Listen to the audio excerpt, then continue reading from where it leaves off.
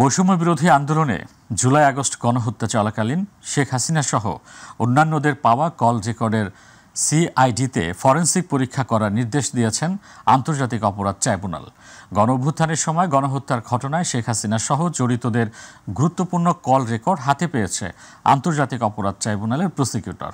এদিকে জুলাই আগস্টের আন্দোলনে রংপুরে নিহত শহীদ আবু সাইদের পরিবার ২৫ জনের বিরুদ্ধে আন্তর্জাতিক অপরাধ ট্রাইব্যুনালে অভিযোগ দায়ের করেছেন। আতিকুর রহমান তিতাসের রিপোর্টে বিস্তারিত। জুলাই আগস্টে ছাত্র জনতার গণঅভ্যুত্থানের সময় গণহত্যার ঘটনায় শেখ হাসিনা সহ জড়িতদের গুরুত্বপূর্ণ ফোন কল রেকর্ড হাতে পেয়েছে প্রসিকিউশন। একই সাথে গুমের ঘটনায় গুরুত্বপূর্ণ তথ্য প্রমাণও মিলেছে। দুপুরে আন্তর্জাতিক অপরাধ ট্রাইব্যুনালে গণহত্যার গুরুত্বপূর্ণ কল রেকর্ড ও গুমের তথ্য পাওয়ার কথা জানান প্রসিকিউটর তানভীর হাসান তোহা ও বিএম সুলতান মাহমুদ। তবে ট্রাইব্যুনালে তথ্য প্রদানে অসহযোগিতার অভিযোগও করেছেন প্রসিকিউটররা। এ বিষয়ে প্রসিকিউটর বিএম সুলতান মাহমুদ বলেন, কল রেকর্ডের সত্যতা যাচাইয়ের জন্য ফরেনসিক পরীক্ষার অনুমতি দিয়েছেন tribunal. Call record, video footage, text message সহ সব ধরনের তথ্য প্রমাণ রয়েছে এর মধ্যে। বিভিন্ন ভয়েস রেকর্ডিং যেগুলো ফ্ল্যাশ হয়ে যাচ্ছে, এগুলো অথেন্টিকেসি প্রমাণ করার জন্য আমরা এনটিএমসি থেকে, ন্যাশনাল টেলিকমিউনিকেশন মনিটরিং সেন্টার থেকে যে ভয়েস ক্লিপিংগুলো নিয়েছি, এগুলো যাচাই করার জন্য আমরা সিআইডির প্রতি একটা নির্দেশনা ট্রাইব্যুনালে চেয়েছিলাম। ট্রাইব্যুনাল সেটা আমাদের মঞ্জুর করেছেন। প্রসিকিউটর তানভীর জোহা জানান, হত্যাকাণ্ডের আলামত গায়েব করতে সব ধরনের আয়োজন করা হয়েছিল। অনেকেরই আছে, শুধুমাত্র সাবেক প্রধানমন্ত্রীর না, অনেকেরই ভয়েস রেকর্ড বেশ কিছু সমর্থিত এবং অসমর্থিত বিভিন্ন রকমের অনলাইন থেকে শুরু করে এবং অপ্রকাশিত যারা ভবিষ্যতে রাজনৈতিক কার্যে হয়তো বা তারা ব্যবহার করতে পারে এমন কিছু সোর্স থেকে আমরা এই ভয়েস রেকর্ডগুলো আসলে তার কিনা এবং জিও লোকেশনটা কি সেটা আরও যথাযথ তদন্তের জন্য আমরা এই কাজটি করি। পরে চিফ প্রসিকিউটর জানান, জুলাই আগস্ট গণহত্যার ডিজিটাল তথ্য উপাত্ত প্রসিকিউশনের হাতে আছে। এসব আলামতের পরীক্ষা করবে সিআইডি।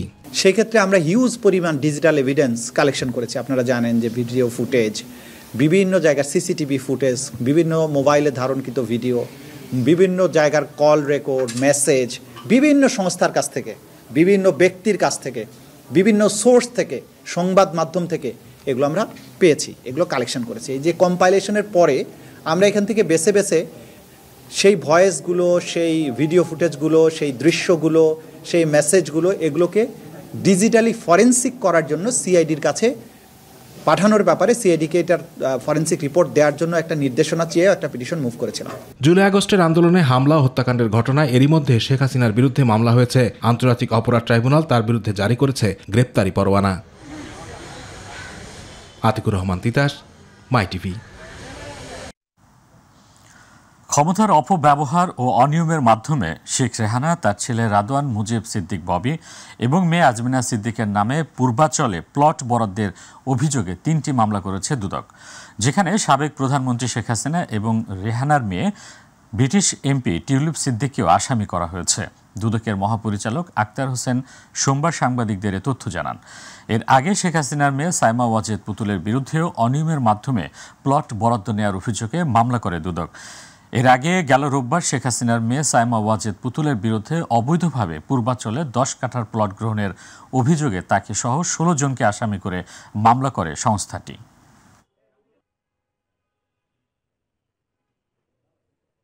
সংশ্লিষ্ট নথিতে যাদের যাদের সম্পৃক্ততা ছিল তাদের নাম এখানে এসেছে। নাম একই থাকতে পারে এবং নামের ক্ষেত্রে পরিবর্তনও রয়েছে।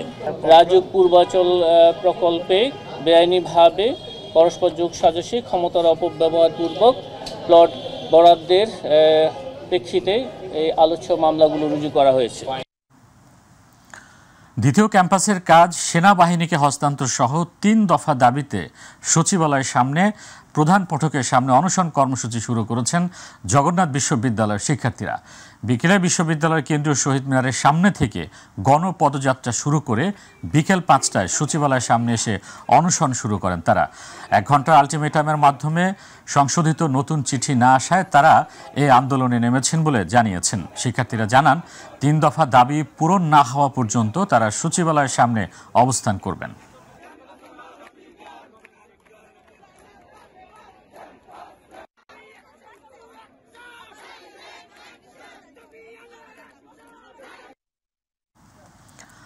দর্শক, 3 দফা দাবিতে সচিবালয়ের সামনে অবস্থান নিয়েছে জগন্নাথ বিশ্ববিদ্যালয়ের শিক্ষার্থীরা।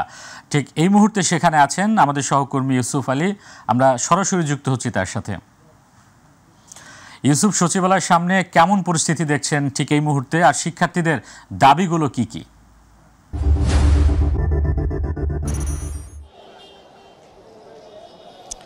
মহসিন, আপনি জানেন যে জগন্নাথ বিশ্ববিদ্যালয়ের শিক্ষার্থীরা 3 দফা দাবিতে সচিবালয়ের সামনে বিকেলে অবস্থান নিয়েছে। তারা অবস্থান নেওয়ার ফলে কিন্তু রাস্তার দুই পাশে যান চলাচল বন্ধ করে দেওয়া হয়েছে এবং অন্যান্য সড়কগুলোতে যানজট লেগেছিল। এখন কিছুক্ষণ আগে তারা যে 3টি দাবি করেছিলেন তার মধ্যে প্রথম যেটি হচ্ছে সেটি জগন্নাথ বিশ্ববিদ্যালয়ের যে দ্বিতীয় ক্যাম্পাস সেটি সেনাবাহিনীর কাছে হস্তান্তর এবং শিক্ষার্থীদের অস্থায়ী আবাসন তৈরি এবং অস্থায়ী আবাসন তৈরি না হওয়া পর্যন্ত শিক্ষার্থীদেরকে আবাসন ভাতা দেওয়ার, এই 3টি দাবি তারা উপস্থাপন করেছেন। কিছুক্ষণ আগে 2টি দাবি তাদের মেনে নেওয়া হয়েছে। এর মধ্যে একটি দাবি হলো যে জগন্নাথ বিশ্ববিদ্যালয়ের যে দ্বিতীয় ক্যাম্পাস সেটি সেনাবাহিনীর কাছে হস্তান্তর করা হবে এবং দ্বিতীয়টি হলো অস্থায়ীভাবে শিক্ষার্থীদের জন্য আবাসনের ব্যবস্থা করা হবে। এই 2টি দাবি সরকারের পক্ষ থেকে মেনে নেওয়া হয়েছে এবং এই আশ্বাসে তারা কিন্তু আজকে এখান থেকে এই অনশন কর্মসূচি স্থগিত করেছেন। কিছুক্ষণ আগে এটি মেনে নেওয়াতে এখন শিক্ষার্থীরা ক্যাম্পাসের দিকে অগ্রসর হচ্ছেন। বেশিরভাগ শিক্ষার্থী ক্যাম্পাসের দিকে সচিবালয়ের সামনের যে সড়কে অবস্থান কর্মসূচি ছিল সেই অবস্থান কর্মসূচি প্রত্যাহার করে তারা জগন্নাথ বিশ্ববিদ্যালয়ের ক্যাম্পাসের দিকে রওনা দিয়েছেন। যেহেতু সরকারের পক্ষ থেকে 2টি দাবি মেনে নেওয়া হয়েছে এই কারণে তারা তাদের কর্মসূচিকে স্থগিত করেছেন। তবে যে আশ্বাস দেয়া হয়েছে, আশ্বাস বলা যাবে না ঠিক, 2টি দাবি মেনে নেওয়া হবে সেটি একদম স্পষ্ট করে বলা হয়েছে। এর পরবর্তীতে যদি দাবি মেনে নেওয়া হয় তাহলে হয়তো শিক্ষার্থীরা তাদের আন্দোলন থেকে সরে দাঁড়াবে, কিংবা এটিকে যদি ডিলে করা হয় তাহলে হয়তো তারা আবার আন্দোলনের দিকে অগ্রসর হতে পারে, এমনটি শিক্ষার্থীরা জানিয়েছেন। তবে এই মুহূর্তে সচিবালয়ের যে চারপাশে অর্থাৎ প্রধান ফটক সহ অন্যান্য যে গেটগুলো রয়েছে সবগুলোতেই কিন্তু পুলিশের সতর্ক অবস্থান রয়েছে যাতে কোনো ধরনের অপ্রীতিকর ঘটনা না ঘটে। যেহেতু শিক্ষার্থীদের দাবি মেনে নেওয়া হয়েছে সেহেতু এখানে কোনো ধরনের অপ্রীতিকর ঘটনা কিংবা কোনো ধরনের বিশৃঙ্খলা ঘটার কোনো সম্ভাবনা নেই। যেহেতু তারা এখানে অনশন কর্মসূচি পালন করছিল শিক্ষার্থীরা, তাই তারা তাদের কর্মসূচি প্রত্যাহার করে নেওয়াতে এখানে শান্তিপূর্ণ অবস্থা বিরাজ করছে। কিছুক্ষণের মধ্যে হয়তো সচিবালয়ের সামনে যে আব্দুল গনি সড়কটি সেই সড়কটির দুপাশ হয়তো খুলে দেওয়া হতে পারে। মহসিন, সচিবালয়ের সামনে থেকে জগন্নাথ বিশ্ববিদ্যালয়ের যে অনশন কর্মসূচি ছিল সেটি নিয়ে এই ছিল আমার কাছে সবশেষ তথ্য। ইউসুফ, আপনাকে ধন্যবাদ। দর্শক, সচিবালয়ের সামনে থেকে জগন্নাথ বিশ্ববিদ্যালয়ের শিক্ষার্থীদের অবস্থান কর্মসূচির সর্বশেষ খবর জানছিলাম। সীমান্তে কাঁটাতারে বেড়া নিয়ে ভারত ও বাংলাদেশের মধ্যে চরম উত্তেজনা বিরাজ করছে। এই ঘটনায় গতকাল ভারতের রাষ্ট্রদূত প্রণয় ভার্মাকে পররাষ্ট্র মন্ত্রণালয় ডেকে ব্যাখ্যা চেয়েছে ঢাকা। অন্যদিকে আজ দিল্লিতে বাংলাদেশের ভারপ্রাপ্ত হাই কমিশনার নুরুল ইসলামকে তলব করেছে ভারত।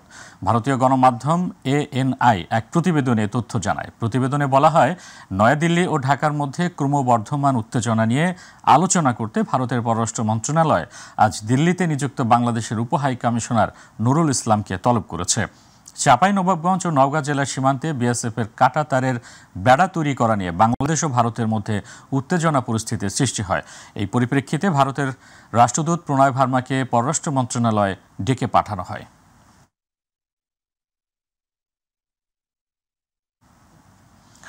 ভারতের সঙ্গে দেশবিরোধী সব চুক্তি স্থগিতের দাবি জানিয়ে এলডিপি চেয়ারম্যান কর্নেল অবসরপ্রাপ্ত অলি আহমেদ বলেছেন, কারো তদারকিতে বাংলাদেশ চলবে না।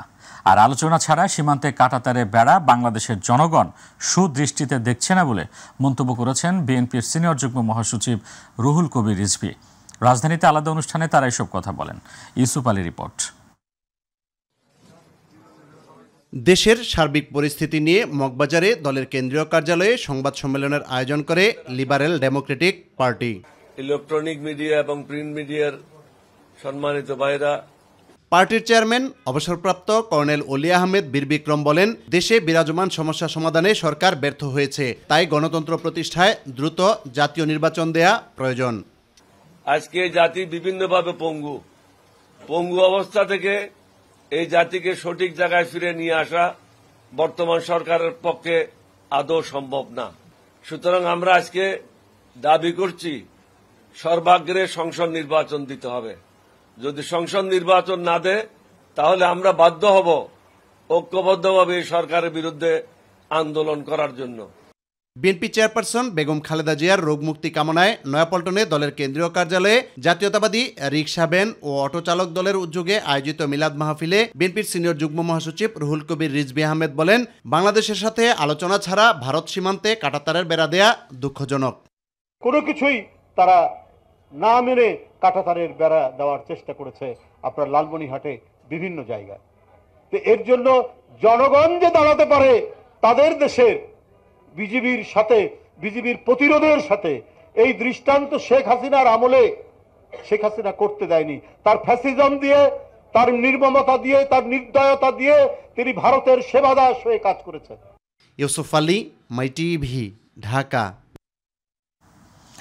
বাংলাদেশ জামায়াত ইসলামের সেক্রেটারি জেনারেল অধ্যাপক মিয়া গোলাম পরোয়ার বলেছেন, লগি বৈঠার আমল থেকে 2024-এর 5 আগস্ট পর্যন্ত হাজার হাজার খুনের দায় শেখ হাসিনার। সব খুনের মাস্টারমাইন্ড তিনি। অন্যদিকে নায়েবে আমির সৈয়দ আবদুল্লাহ মোহাম্মদ তাহের বলেন, বিএনপির সাথে জামাতের আমিরের কোনো প্রকার বিরোধ নেই। রাজধানী ও মাদারীপুরে আলাদা অনুষ্ঠানে তারা এসব কথা বলেন। জাহিদ আহমেদ বাবুকে সাথে নিয়ে SM আরিফের রিপোর্ট। মাদারীপুরের লেকের পাড়ের স্বাধীনতা অঙ্গনে অনুষ্ঠিত হয়েছে জামায়াতে ইসলামীর কর্মী সম্মেলন।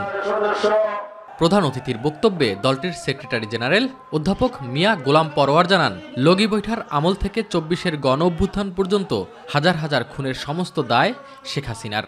সব খুনের মাস্টার মাইন্ড হচ্ছে শেখ হাসিনা।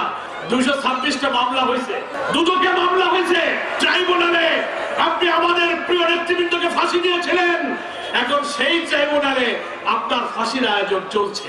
এদিকে রাজধানীর মগবাজারস্থ জামায়াতে ইসলামীর কেন্দ্রীয় কার্যালয়ে দলটির আমির ডাক্তার শফিকুর রহমানের সাথে সৌজন্য সাক্ষাৎ করেন ব্রাজিলের রাষ্ট্রদূত পাওলো ফার্নান্দো ডায়াস ফেরেস। পরে এ বিষয়ে গণমাধ্যমের সাথে কথা বলেন নায়েবে আমির সৈয়দ আবদুল্লাহ মোহাম্মদ তাহের। সুষ্ঠু নির্বাচন কিভাবে হতে পারে সেই ব্যাপারে আমাদের ভূমিকা এবং ইত্যাদি ব্যাপারে উনি কথা বলেছেন, আমরা আমাদের কথা বলেছি। এ সময় বিএনপি জামায়াত ইসলামীর রাজনৈতিক সম্পর্ক নিয়ে সাংবাদিকদের প্রশ্নের জবাব দেন তিনি। বিএনপির সাথে আমাদের তেমন কোনো বিরোধ নেই, মত পার্থক্য নেই। ছোট ছোট ইস্যুগুলোতে কেউ কেউ ফেরি ফেরি বা সাইডে কথা বলছেন, সেটা এত ধর্তব্য বিষয় নয়। SM আরিফ, মাই টিভি, ঢাকা। অংশীজনদের সাথে আলোচনা না করে ভ্যাট ও শুল্ক বাড়ানোর মাধ্যমে সাধারণ মানুষের দুর্ভোগ নিয়ে তামাশা করছে অন্তর্বর্তী সরকার।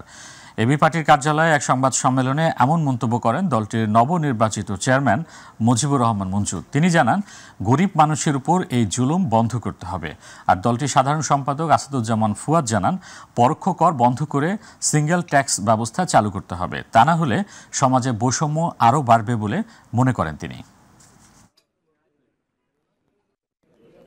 গরিব মানুষের জন্য ইনসাফ হচ্ছে তিনি ট্যাক্স দেবেন না, তিনি কাজ করবেন, তাকে রাষ্ট্র সাপোর্ট দেবে।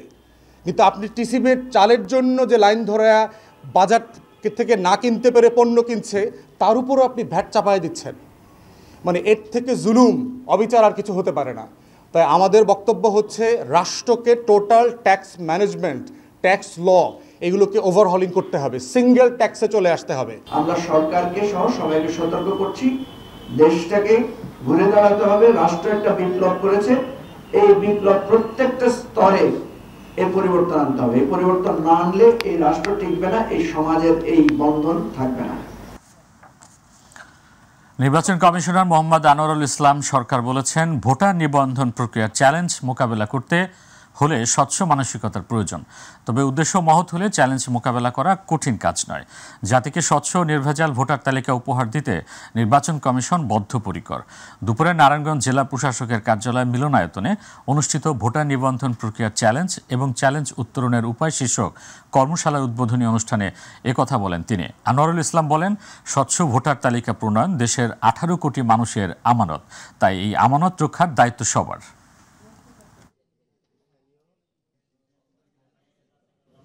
চ্যালেঞ্জ এবং চ্যালেঞ্জ উত্তরণের উপায়ে আমি বলবো, চ্যালেঞ্জ একটাই, সেটা হলো আমার মনকে ঠিক করা। উত্তরণও এখানে যে আমার মনটাকে যদি আমি সঠিক পথে নিতে পারি, তাইলে এটা সমাধান হবে। কীরকম? আমি যেই কাজটি করব সেই কাজটি করব মনোযোগের সাথে, ভালো উদ্দেশ্য নিয়ে করব। উদ্দেশ্য মহৎ থাকলে চ্যালেঞ্জ ফ্যালেঞ্জ এগুলো কিচ্ছু না। আসুন আমরা সবাই মিলে এই জাতিকে একটা ভালো ভোটার লিস্ট উপহার দিই। সরকারি কর্ম কমিশন পিএসসির সদস্য পদে সম্প্রতি নিয়োগ পাওয়া 6 জনের নিয়োগের আদেশ বাতিল করা হয়েছে। রাষ্ট্রপতির অনুমোদনক্রমে এই নিয়োগের আদেশ বাতিল করা হয়েছে। আর জনপ্রশাসন মন্ত্রণালয়ের এক প্রজ্ঞাপনে তথ্য জানানো হয়। যাদের নিয়োগ বাতিল করা হয়েছে তারা হলেন অধ্যাপক শাহনাজ সরকার, মোহাম্মদ মুনির হোসেন, ব্রিগেডিয়ার জেনারেল অবসরপ্রাপ্ত এএফ জগলুল আহমেদ, মোহাম্মদ মিজানুর রহমান, সাব্বির আহমেদ চৌধুরী ও অধ্যাপক সৈয়দা শাহিনা সোফান। জনপ্রশাসন মন্ত্রণালয়ের প্রজ্ঞাপনে বলা হয়েছে এই 6 ব্যক্তি এখনও শপথ গ্রহণ করেননি। 6 ব্যক্তির নিয়োগ বাতিলের আদেশ জনস্বার্থে জারি করা হয়েছে। এই আদেশ অবিলম্বে কার্যকর হবে। গত 2 জানুয়ারি পিএসসির নতুন সদস্য হিসেবে তাদেরকে নিয়োগ দিয়েছিল সরকার। বাংলাদেশে প্রায় 20 বছর ধরে হিউম্যান মেটানিউমো ভাইরাস HMPV রয়েছে জানিয়ে প্রধান উপদেষ্টার বিশেষ সহকারী অধ্যাপক সাইদুর রহমান বলেছেন, আন্তর্জাতিক স্বাস্থ্য বিষয়ক কোনো সংস্থাই এই ভাইরাস নিয়ে বাড়তি সতর্কতার নির্দেশনা দেয়নি। দুপুরে HMPV সংক্রমণের সবশেষ পরিস্থিতি ও করণীয় নিয়ে ব্রিফিংয়ে সাংবাদিকদের তিনি এসব কথা জানান। তিনি বলেন, করোনা সংক্রমণের মতো পুরোপুরি স্বাস্থ্যবিধি মেনে চলার এখনই প্রয়োজন নেই। বিশ্ব স্বাস্থ্য সংস্থা সহ আন্তর্জাতিক স্বাস্থ্য বিষয়ক কোনো সংস্থাই এই ভাইরাস নিয়ে এখনও বাড়তি সতর্কতার মতো কোনো নির্দেশনা দেয়নি। কোল্ড বা ফ্লু চিকিৎসার সঙ্গে এই ভাইরাসটির সম্পর্ক এই ভাইরাসটি দিয়ে হয়েছে নাকি অন্য কোন ভাইরাস দিয়ে হয়েছে সেটি চিহ্নিত করার প্রয়োজনীয়তা আছে বলে এখনো কোনো প্রফেশনাল বডি রিকমেন্ড করেনি। রিভিশন যদি দরকার হয় রেসপিরেটরি ইনফেকশন হিসেবে ফ্লু এর জন্য প্রোটোকল আপগ্রেড করা যদি দরকার পড়ে আমরা একটা এক্সপার্ট টিম করে দেবো আজকে অথবা আগামীকাল। এক্সপার্ট কমিটি এটা রিভাইজ করে আমাদের রিকমেন্ডেশন দিয়ে দিবে। এবার মাই টিভির বিশেষ আয়োজন।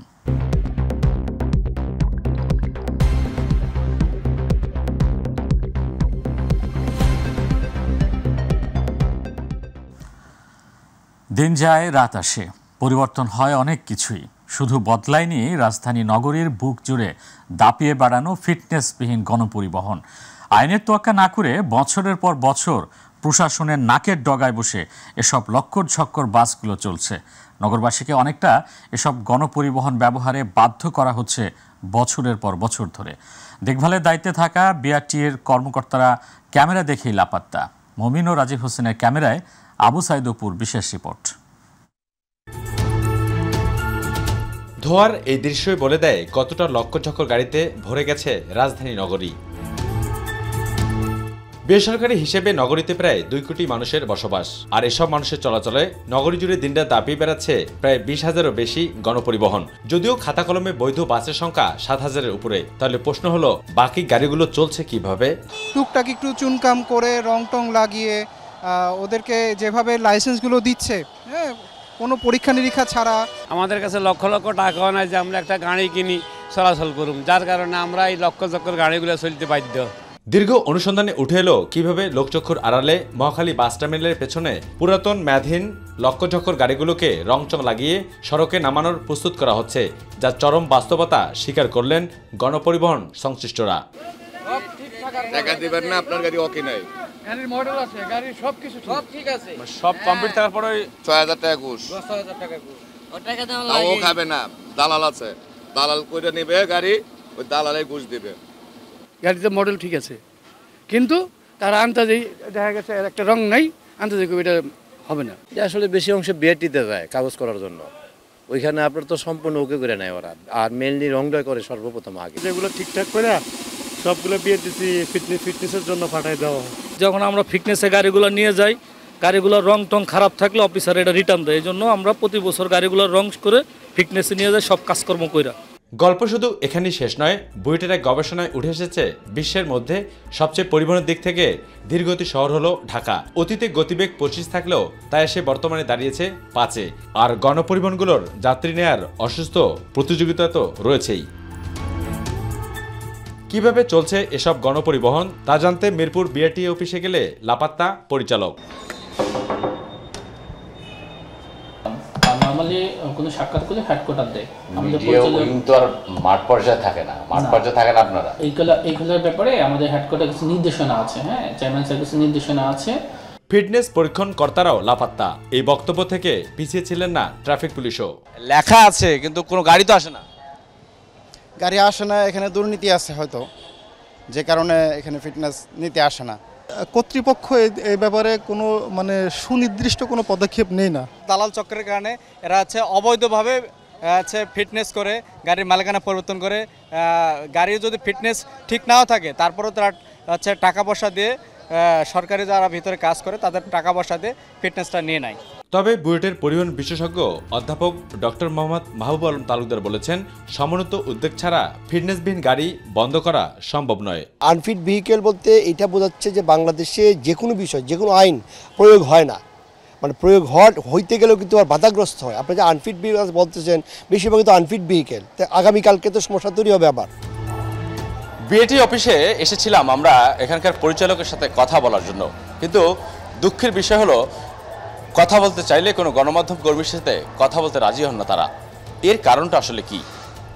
এর কারণটা যদি সত্যি খুঁজে বের করা সম্ভব হয় তাহলে রাস্তায় যেসব ফিটনেসবিহীন গাড়িগুলো দাপিয়ে বেড়াচ্ছে সেসব গাড়িগুলো নগরবাসীর জন্য দুর্ঘটনা না হয়ে অনেকটা আশীর্বাদে পরিণত হবে বলে মনে করেন নগরবাসী।